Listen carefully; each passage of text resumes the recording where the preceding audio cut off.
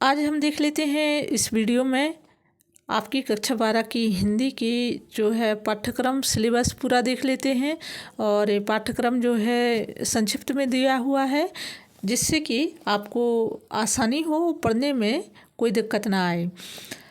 अध्याय इसमें दिए हैं, तो अध्याय के अंतर्गत आप लोगों के जो इकाइयाँ दी गई हैं, इकाई 1 में पद्य साहित्य का विकास, आधुनिक काल की प्रवृत्तियाँ दी गई हैं।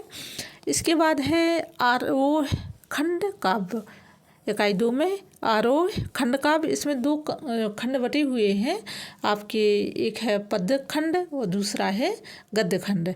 तो खंड काव्य में जो है ये आपके पद्य खंड के अंतर्गत आते हैं।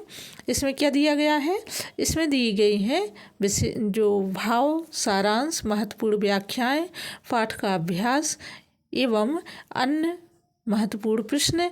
और 3 में कवि परिचय, 4 में गद्य साहित्य की विधाएं। इसके बाद आता है आप लोगों का आरोह के जो गद्य खंड है वो वह आता है। गद्य खंड में क्या दिया है कि संक्षिप्त पाठ परिचय, कठिन शब्दार्थ, महत्वपूर्ण व्याख्याएं, पाठ का अभ्यास एवं महत्वपूर्ण प्रश्नोत्तर दिए गए हैं। इसके बाद फिर 6 नंबर पर है लेखक परिचय। जितने भी महत्वपूर्ण लेखक हैं अपने पाठ्यक्रम में, सिलेबस में, उनका जीवन परिचय और उनके संबंध में अन्य जानकारी।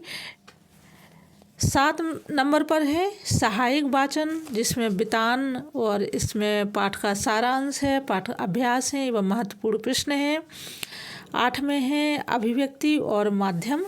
अभिव्यक्ति का मतलब क्या होता है कि हम अपने जो भाव या विचार या जो भी हम पढ़ते लिखते हैं उनको व्यक्त करना या बताना, ठीक है। तो उनका माध्यम कैसा होना चाहिए, इस संबंध में हम जानेंगे। और 9 नंबर पर है भाषा बोध। 10 नंबर पर है काव्य बोध। 11 नंबर है आपका अपठित बोध। और 12वें नंबर पर है पत्र रचना और 13 नंबर पर है निबंध रचना। तो ये सब आपके सिलेबस में दिए हैं। और अपन यहाँ पर खंड काव्य को देखेंगे तो सबसे पहले पाठ देखेंगे। पाठ में क्या दिया गया है, कठिन शब्द देखेंगे, संदर्भ प्रसंग सहित उनकी व्याख्या करेंगे और फिर उनके महत्वपूर्ण प्रश्नोत्तर देखेंगे। और उस पाठ के जो रचयिता हैं, लेखक, कवि, कवयित्री हैं, उनका जीवन परिचय और उनके संबंध में महत्वपूर्ण जानकारी पढ़ेंगे, ठीक है। तो इस तरह से हम हिंदी का अध्ययन जो है ठीक ढंग से कर पाएंगे। और जो महत्वपूर्ण आप लोगों के टॉपिक हैं उनको अंडरलाइन करके उनको विशेष रूप से फोकस करके चलेंगे, जो कि आपकी परीक्षा की दृष्टि से भी उपयोगी है। धन्यवाद।